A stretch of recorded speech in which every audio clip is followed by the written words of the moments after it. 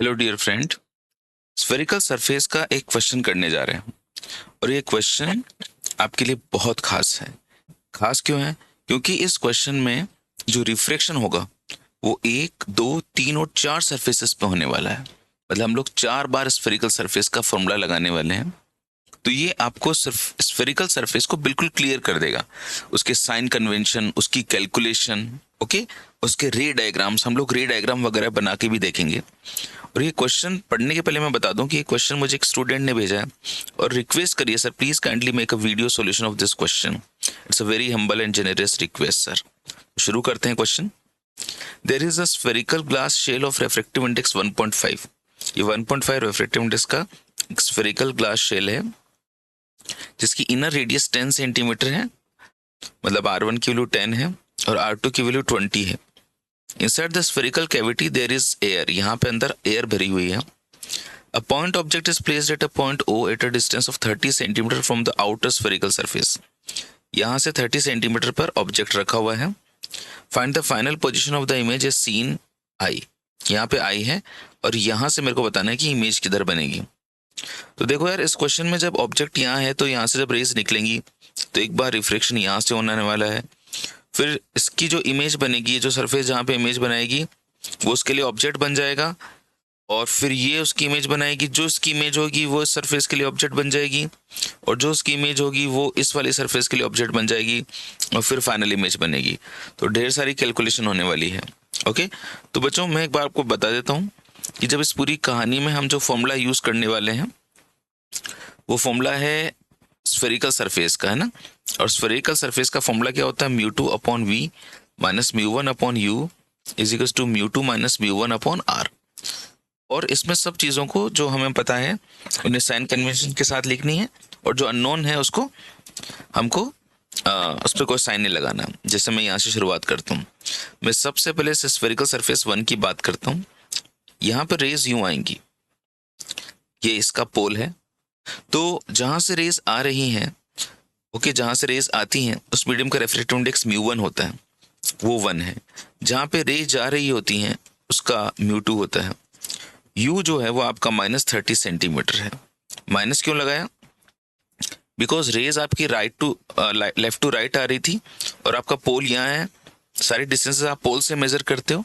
आप मेजर करने के लिए रेज की अपोजिट जाओगे तो माइनस लगाओगे। और यहाँ पर जो है रेडियस ऑफ कर्वेचर की अगर मैं बात करता हूँ तो रेडियस ऑफ कर्वेचर कैसे निकालेंगे? देखो, ये आपकी सरफेस है, ये सरफेस का सेंटर है। पोल से अगर आप रेडियस ऑफ कर्वेचर मेजर करने के लिए यूं जाते हो सेंटर की तरफ, तो आपकी रेस भी लेफ्ट टू राइट आ रही है और आप भी लेफ्ट टू राइट जा रहे हो, तो आपको जो रेडियस ऑफ कर्वेचर है वो पॉजिटिव में हो जाएगा। और ये आउटर सरफेस है तो कितना हो जाएगा? +20 हो जाएगा। तो अब मैं स्फेरिकल सरफेस का फॉर्मूला लगा रहा हूँ और मैं देख रहा हूँ कि जो पहली सरफेस है वो कहाँ पर इमेज बना रही है। तो म्यू टू इज 1.5, 1.5 का मतलब 3/2 वी, इसको मैं V1 लिख देता हूँ। म्यू वन 1 है और यू की वैल्यू -30 है। Mu two minus mu one, mu two की value 1.5 -1 upon radius of curvature, plus में होगा ये +20। ओके, यहाँ पे साइन कन्वेंशन, डायरेक्शंस वगैरह अच्छे से देखते जाना। 3/2 V1 प्लस 1/30। 1.5 में से 1 घटाओगे तो 0.5 आएगा। 0.5 का मतलब होता है हाफ, और नीचे 20 लगा हुआ है, सो दिस इज 1/40। तो 3/2 V1 is equal to 1/40 minus 1/30, ये हो गया। एलसीएम ले लेते हैं यार, 120, तो यहाँ पे आ जाएगा 3 और यहाँ पे आ जाएगा 4, ये -1/120 हो गया।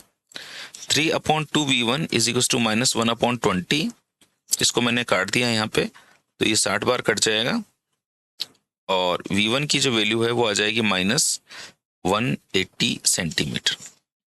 इसका मतलब हुआ -180 हमको ये बताता है कि ये जो सरफेस है ये -180 का मतलब इस तरफ इमेज बनाएगा। इस तरफ इमेज कब बनेगी? देखो यार, जरा एक बार सोचते हैं कि इमेज अगर यहाँ इस तरफ बन रही है तो इसका मीनिंग क्या है। एक्चुअली इस ये रे ऐसे जाती है ना, -180 पर इमेज बन रही है, मतलब यहाँ इमेज बन रही है पीछे की तरफ। तो जब कोई रे रेयर मीडियम से डेंसर मीडियम की तरफ जाती है तो इट बेंड टुवर्ड नॉर्मल। तो अगर ये नॉर्मल है और उसकी तरफ बेंड करेगी तो ये ऐसे मुड़ जाएगी, ऐसे ऐसे मुड़ गई थोड़ी सी। नॉर्मल की तरफ ऐसे मुड़ गई। अगर नॉर्मल की तरफ ये ऐसे मुड़ गई यूं, तो अगर मैं देखता हूं तो अगर पीछे की तरफ ड्रॉ करता हूं इसको, तो यहाँ पर इमेज बन गई। This is virtual image. इसने जो इमेज बनाई वो वर्चुअल इमेज है। अपन लोग हर एक सरफेस के ऊपर इमेज का नेचर वगैरह भी देखते हुए जा रहे हैं, और इमेज कहाँ पे बन रही है वो सब भी एक बार चेक करते हुए आगे की तरफ बढ़ रहे हैं ना। अब ये जो इमेज बनी है मेरे दोस्त, ये वाली इमेज, ये इमेज अब इस सरफेस के लिए ऑब्जेक्ट का काम करेगी। अब इसके लिए ऑब्जेक्ट का काम करेगी। तो अगर मैं इसको सेकंड सरफेस के लिए सारी कहानी अगर मैं आपके साथ में शेयर करूं, तो इस सेकंड सरफेस के लिए, दिस इज सेकंड सरफेस, इसके लिए 180 पर बनी थी यहां से, तो यहां से 180 है। ओके, लेकिन अब हमारा पोल ये हो जाएगा, हमारा पोल ये होगा, और यहां पर कुछ इस तरह से रेज आ रही हैं यूं। अब अगर ये पोल है बच्चों, तो ये जो डिस्टेंस है पोल से ऑब्जेक्ट की डिस्टेंस पूरी ये वाली मेजर होगी। अगर आउटर की रेडियस 20 और इनर की रेडियस 10 है, तो इसकी जो मोटाई है वो भी तो 10 आ गई। मतलब ये वाली जो लेंथ है ये 10 हो गई। अगर ये लेंथ 10 हो गई, तो इस वाले पोल के लिए, सेकंड सरफेस के लिए, अब मैं सरफेस 2 की बात कर रहा हूं, इस सरफेस के लिए ऑब्जेक्ट 190 सेंटीमीटर पर हो गया। ओके, रेज इस मीडियम में चलती हुई सरफेस पे टकरा रही हैं, तो जो इस सरफेस के लिए जो μ1 है, इसके लिए जो μ1 है वो 1.5 हो गया। अब अपनी लाइट यहां से निकल के एयर में एंटर करेगी, तो μ2 की वैल्यू 1 हो जाएगी। u की वैल्यू, क्योंकि रेज लेफ्ट टू राइट आ रही थी और आप मेजर करने के लिए राइट टू लेफ्ट जा रहे हो, तो -190 सेंटीमीटर लिखूंगा। रेडियस ऑफ कर्वेचर, ये जो अपने पास में सरफेस बनी है, जिस सरफेस की अब अपन लोग बात कर रहे हैं, ये वाली सरफेस, इस सरफेस का जो सेंटर है वो यहाँ है। तो पोल से मैं इसके सेंटर ऑफ कर्वेचर की तरफ जाऊंगा, तो रेस भी लेफ्ट टू राइट आ रही है और मैं भी लेफ्ट टू राइट जा रहा हूँ, तो मैं इसका रेडियस ऑफ कर्वेचर प्लस में लिखूंगा, क्योंकि अंदर वाली सरफेस है तो उसका रेडियस ऑफ कर्वेचर +10 हो जाएगा। इससे पहले वाली केस में अपन लोगों ने 20 लिया था, क्योंकि वो बाहर वाली सरफेस थी। अभी अंदर वाली सरफेस है तो 10 ले लिया, और अब अपन लोगों ने फॉर्मूला लगा दिया, μ2/v minus μ1/u is equal to μ2 minus μ1/r। μ2 का मतलब 1, अब अपन को उसका v निकालना है। μ1 का मतलब 1.5 और u की वैल्यू -190, μ2 मतलब 1 एंड दिस इज 1.5, और radius of curvature is +10 centimetre. Okay जी, अब हम इसको सॉल्व कर लेते हैं। 1/v2, ये जो 1.5 है ये माइनस और माइनस ये प्लस में हो जाएगा। 1.5 का ये पॉइंट हटा दो, तो 1.5 को मैं 3/2 भी लिख सकता हूँ ना, और दिस इज 190। 1 में से 1.5 घटाया तो 0.5 बच गया। 0.5 का मतलब -1/2 इंटू 10, तो 1/v2 बराबर ये -1/20 तो है ही है, ये भी इधर जाके -3/2 इंटू 190 हो जाएगा। अब यहाँ पे आप एलसीएम ले लो। एलसीएम लेकर जब इस पूरे v2 को सॉल्व करोगे, तो आपको v2 की वैल्यू मिलेगी -190/11 सेंटीमीटर। -190/11 का मतलब हो गया -17.27 सेंटीमीटर, -17.27। ओके, तो -1/90/11 का मतलब क्या आया? माइनस का मतलब अगेन पीछे की तरफ। ओके, माइनस का मतलब होता है पीछे की तरफ, मतलब ये जो आपकी सरफेस है -17.27 मतलब 10 तो ये रहा, और यहाँ से 7.27 तो मैं -190/11 मतलब यहाँ पर इमेज बना जाएगी। यहाँ पर इमेज बनने का मीनिंग क्या होता है, इस पहले तो ये सोचो। यहाँ पर इमेज बननी है लगभग यहाँ पर, तो जब कोई रे डेंसर से रेयर में आती है तो it bend away from the normal. तो ये तो आपका नॉर्मल है, इस रे को यूं जाना था, it bend away from the normal मतलब यूं चलेगी, है ना। ऐसा ही यहाँ पे भी हुआ। अगर मैंने इन पॉइंट को पीछे की तरफ मिलाया तो ये फाइनल इमेज यहाँ बनी। यहाँ पर बनने का मतलब ये जो डिस्टेंस है ये 190/11 है। ठीक है, आप देखो यार मजा क्या है इसका। मजा सिर्फ ऐसे नहीं कि मैंने फॉर्मूला बता दिया और आप कैलकुलेशन कर ली। और देखिए एक चीज देखो यार कहाँ क्या हो रहा है ना, इमेज कैसे बन रही है, कैसे रेस बेंड हो रही हैं, तब मजा आता है। तो ये आपका इमेज बन गई इसकी। अब ये जो मैंने इमेज बनाई है इसकी, ये वाली इमेज अब इस सरफेस के लिए ऑब्जेक्ट बन जाएगी। अब इसके लिए क्या बन जाएगी, ये ऑब्जेक्ट बन जाएगी। तो अगर मैं ऑब्जेक्ट की डिस्टेंस निकालूंगा इसके लिए, तो 190/11 तो ये रहा, प्लस ये वाली डिस्टेंस भी मेरे को जोड़नी पड़ेगी, तो 10 और 10 20 जो उसका डायमीटर होगा। ठीक है ना। तो अब अपन लोग इस तरह से एक एक केस को लेते हुए आगे प्रोसीड करेंगे। तो अब मैं आपसे बात करना चाहूंगा तीसरी सरफेस की इमेज के बारे में। This is over third surface, ये थर्ड सरफेस है। तो थर्ड सरफेस की शुरुआत करते हैं। दिस इज थर्ड सरफेस, ये थर्ड सरफेस का पोल मान लीजिए। और जो अपना ऑब्जेक्ट था वो 190/11 पे था यहाँ से, तो मतलब यहाँ था लगभग ये 190/11। 190/11 अगर मैं करता हूँ तो इसकी जो वैल्यू है वो मैंने आपके लिए अभी सॉल्व करी थी, ये 17.27 आती है लगभग। ये रहा आपका पोल। तो अब यहाँ से जो रेज आई थी ये कुछ इस तरह से जा रही थी, तो ये रेज कुछ ऐसे आई होंगी, मतलब मैं यू बना सकता हूँ इनको। ठीक है, ओके, ये पोल है आपका। और अगर मैं इस पोल से बात करता हूँ कि ऑब्जेक्ट कितना दूर है, तो मेरे को ये 20 सेंटीमीटर्स में ऐड करना पड़ेगा। तो अब जो मेरा u हो जाएगा वो हो जाएगा माइनस में 190/11। तो ये रहा, माइनस क्यों लगाया मैंने, क्योंकि रेज मेरी लेफ्ट टू राइट जा रही है और मैं मेजर करने के लिए राइट टू लेफ्ट आ रहा हूँ। इससे मेरे को 20 सेंटीमीटर ऐड करना पड़ेगा। तो इसको जब आप सॉल्व करोगे तो यू विल गेट -410/11। ये आपके पास में u आ जाएगा। μ1 क्योंकि आप एयर से आ रहे हो तो उस μ1 की वैल्यू 1 है।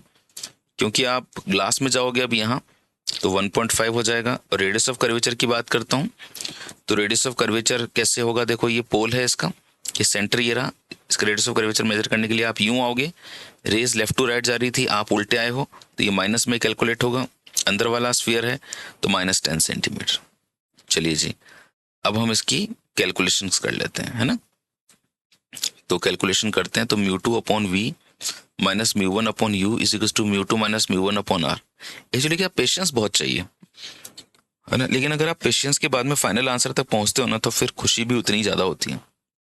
1.5/v, अब ये थर्ड सरफेस है तो उसको v3 लिख दिया, ये 1, और इसकी वैल्यू -410/11 रख दें। μ2 1.5 -1 और रेडियस ऑफ कर्वेचर इज -10। तो 1.5/v3 माइनस माइनस प्लस हो जाएगा 11/410, ये आपका हाफ, तो -1/20, ये -1/120। इसको सॉल्व कर लो। जब आप इसको सॉल्व करोगे तो यू विल गेट -410/21। ओके, -410/121 का मतलब हो जाता है -19.52 सेंटीमीटर। -19.52 सेंटीमीटर का मतलब क्या हुआ, समझते हो उसको। अब इसको समझते हैं कि यार ये जो इमेज बना रहा है एक्चुअली ये कहाँ बना रहा है। -19.3 का मतलब हो गया कि ये जो आपका पोल है यहाँ से 19.53, तो ये पूरा 20 होता है, तो 19.52 मतलब यहाँ इमेज बन रही है इस पर्टिकुलर पॉइंट पर। ओके, और यहाँ पर इमेज बनने का मतलब ये हुआ कि इसने जो रेज ऐसे आ रही थी, जब कोई रे एरर से डेंसर की तरफ जाती है तो इट बेंड टुवर्ड नॉर्मल, है ना, ये नॉर्मल की तरफ मुड़ती है। तो नॉर्मल आपका इधर है तो ये हल्की से ऐसे मुड़ेगी, ऐसे ही। अगर इसकी बात करूंगा तो ये यूं जाना था, नॉर्मल की तरफ ऐसे मुड़ी। इन रेस को अगर मैंने पीछे की तरफ मिलाया तो ये यहां आकर मिली। So this distance is 410/21। Okay, यहां पर इसकी इमेज बनी। अब जो इसकी इमेज बनी है वो अब इस वाली सरफेस के लिए क्या बन जाएगी, ऑब्जेक्ट। तो अगर मैं इसके लिए ऑब्जेक्ट का डिस्टेंस निकालूंगा तो ऑब्जेक्ट का डिस्टेंस कैसे निकलेगा, देखो 410 यहां है आपका। ठीक है, अब इस सरफेस के लिए जो सरफेस नंबर 4 है इसके लिए बात हो रही है। सरफेस नंबर 4 का पोल मैंने यहां ले लिया। अगर ये इसका पोल है तो ये डिस्टेंस इसका u हो जाएगा। लेकिन ये यहाँ से यहाँ तक की जो डिस्टेंस है ये मैंने अभी मेजर करी तो 410/21 आ रही है ना, 410/21। इसमें मैं ऐड कर दूंगा ये वाली थिकनेस, तो ये पूरा यहाँ से यहाँ तक 20 है और ये 10 है, तो ये 10 सेंटीमीटर इसमें ऐड कर दिया जाएगा। जैसे इसमें 10 सेंटीमीटर ऐड करेंगे तो अपन को यू मिलेगा, क्योंकि रेस जो आएंगी यहाँ से निकल के वो लेफ्ट टू राइट आएंगी। रेस अगर मैं बनाता हूँ तो रेस आपकी लेफ्ट टू राइट आएंगी, और आप मेजर करने के लिए उल्टे जा रहे हो, सो आपका जो u है वो माइनस में हो जाएगा। u will be in -410/21। मैं इनको पॉइंट्स में लेने की बजाय ऐसे सॉल्व कर रहा हूँ, ऐसे सॉल्व करना आपके लिए ज़्यादा आसान होगा, है ना। जैसे आप यहाँ पे एलसीएम ले लो 21, 410 + 210 और इसको सॉल्व कर लो, तो ये हो जाएगा आपका -620/21 सेंटीमीटर। ये लगभग -56.6 के आसपास आएगा। ओके, इतना दूर है मतलब इससे यू। μ1 की वैल्यू लिखता हूं तो अब क्योंकि यहां से लाइट आके गिर रही है इस पर, तो μ1 इज 1.5, μ2 इज इक्वल टू 1 क्योंकि अब बाद में एयर में जाने वाली है। और रेडियस ऑफ कर्वेचर की बात करता हूं अगर, तो रेडियस ऑफ कर्वेचर कैसे लिखूंगा, इसका पोल से मेजर किया जाता है रेडियस ऑफ कर्वेचर। ये आपका इसका पोल है। रेडियस ऑफ कर्वेचर मेजर करने के लिए आप यूं जाओगे, जबकि रेज लेफ्ट टू राइट आ रही है तो आप अपोजिट जा रहे हो, तो आप आर की वैल्यू को माइनस में लिख सकते हो, -20 सेंटीमीटर। ओके, सो अब वो समय आ गया जब फाइनली अपन को इसकी वैल्यूज को पुट करना है। सो μ2 इज 1 एंड फाइनल v मेरे को निकालना है, मैं अपनी मंजिल की तरफ पहुंचने वाला हूं 1.5, एंड जो u की वैल्यू है वो -620/21। μ2 - μ1 मतलब 1 - 1.5 and radius of curvature is -20। Okay, so जब आप इस v4 को सॉल्व करते हो तो v4 को फाइनली सॉल्व करने पर आपको मिलेगा -38.75 सेंटीमीटर। -38.75 का मीनिंग जानते हैं आप क्या है? -38.75 का मीनिंग ये है कि यहां से 38.75, तो देखो 10 तो ये है और 20 है, 10 और 20 30, मतलब 38.75 मतलब मैं यहां पर कहीं पर इमेज बनेगी मेरी, जो अपनी फाइनल जो इमेज बनने वाली है वो यहां बनने वाली है 38 यहां। दिस इज फाइनल इमेज जो यहां से बनी है 38.75 सेंटीमीटर पर। लेकिन इस क्वेश्चन में जरा देखो, आपसे क्या पूछा गया है, final position of the image is seen by the eye पूछा गया है। ओके, तो अगर आई से मेरे को डिस्टेंस पूछी जा रही है तो वो ये मेरा आंसर आ जाएगा 38.75। बट अगर आपको सेंटर से पूछता, इसी क्वेश्चन को अलग तरीके से पूछा जा सकता था। अगर आई से पूछा गया तो ओवर आंसर इज 38.75, बट अगर आपको सेंटर से पूछा गया तो सेंटर तो ये रहा, तो सेंटर की यहां से यहां तक की जो डिस्टेंस है वो 20 है, तो over final answer from I से तो डिस्टेंस इतना, एंड फ्रॉम सेंटर अगर सेंटर से पूछा जाए तो 38.75 में से इस 20 को घटा दो, तब ये बाकी का बचा हुआ आ जाएगा, तो ये 18.75 सेंटीमीटर। तो आपको सेंटर से पूछा गया तो दिस इज आंसर, और अगर आपको आई से पूछा गया है तो ये आंसर। आई होप आपको आपके क्वेश्चन का सॉल्यूशन मिला होगा।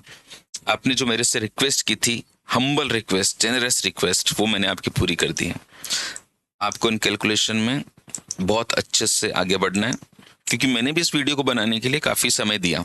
पहले क्वेश्चन को अच्छे से पढ़ा, फिर मैंने खुद ने कैलकुलेशंस करी, है ना, एंड फिर इतना बड़ा क्वेश्चन को सॉल्व करने के लिए फिर काफ़ी पेशेंस भी चाहिए, मतलब उसे रिकॉर्ड करने के लिए भी, है ना।